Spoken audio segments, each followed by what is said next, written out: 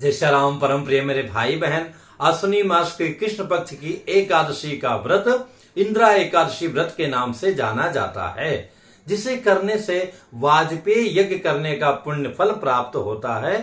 साथ ही विशेष करके अगर हम अपने पितरों के निमित्त करेंगे तो उनका उद्धार हो जाएगा। अगर वो जो है नरक लोक में है, यम लोक में है, अथवा वो देवलोक में भी है, अथवा पृथ्वी लोक पर भी है, उनको जिस चीज की आवश्यकता होगी वो चीज उनको पुण्य के रूप में वहां पर प्राप्त अवश्य ही होगी। ये शास्त्रों का कथन है।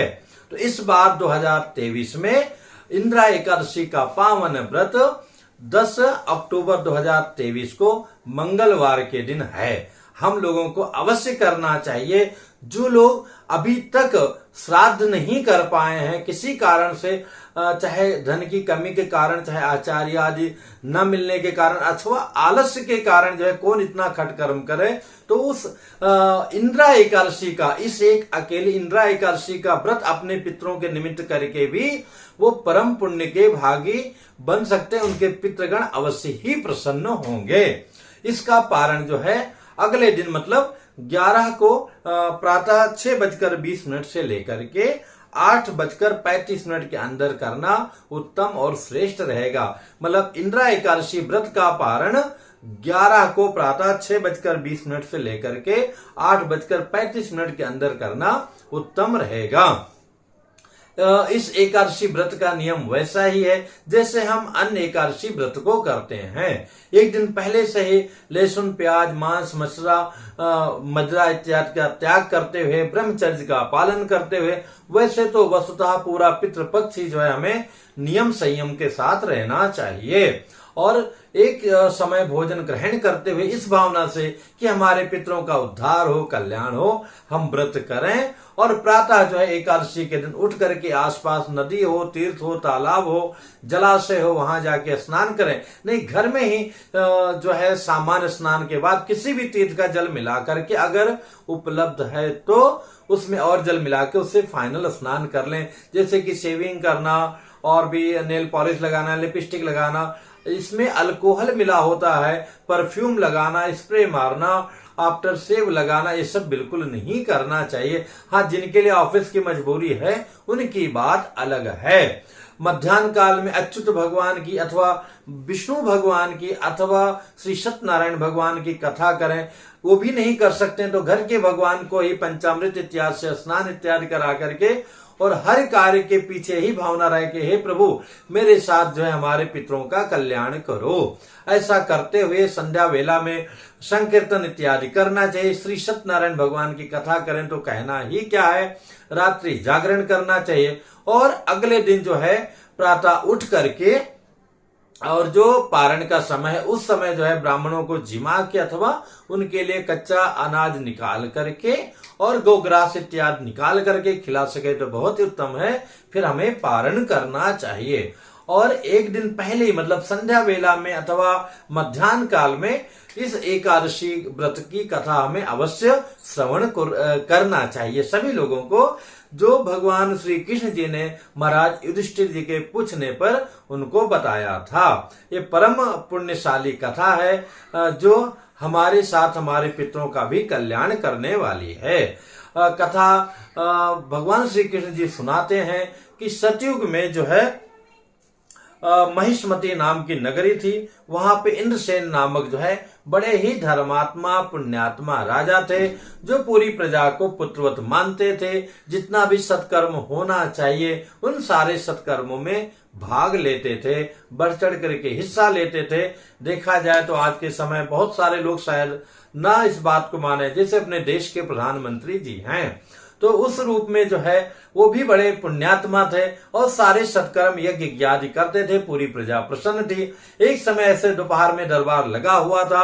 आकाश मार्ग से नारद जी महाराज आए हैं। बड़े प्रसन्न हुए कि अरे महाराज, देव ऋषि को लोग कितनी बार मन्नत करते हैं, मिन्नत करते हैं और वो नहीं आ पाते हैं, और ये तो हमारी प्रजा का अहोभाग्य है। उनको दिव्य सिंहासन पर बैठा करके चरण इत्यादि प्रक्षालन करके उनका पूरा स्वागत सत्कार करने के बाद फिर पूछते हैं महाराज हमारा अहो भाग्य है, किस कारण से आगमन हुआ। नारद जी पहले उनकी बड़ी प्रशंसा करते हैं, महाराज आपके पुण्य की चर्चा तो स्वर्गलोक तक है। एक बार क्या हुआ कि मैं ब्रह्मलोक से घूमते घूमते यमलोक में गया था। वहां पर यमराज ने मेरी बड़ी आओ भगत की सेवा की। वहां पर जो है आपके पिताजी बड़े दुखी मन से बैठे थे, उनसे भेंट हुई। उन्होंने आकर के मुझसे निवेदन किया कि नारद जी महाराज आपकी बड़ी कृपा होगी, आप तो देव ऋषि हैं, गुरु हैं, सभी का कल्याण करते हैं, तो मेरा भी उद्धार कीजिए। मैंने इंद्रा एकादशी का व्रत किया था जब जो है मृत्यु लोक में था, लेकिन उसके नियम को अच्छे से पालन नहीं किया। व्रत हमारा लालच में आकर के भंग हो गया था, जिसके कारण मैं स्वर्ग लोक से जाने से वंचित रह गया और मुझे यम लोक में रहना पड़ा।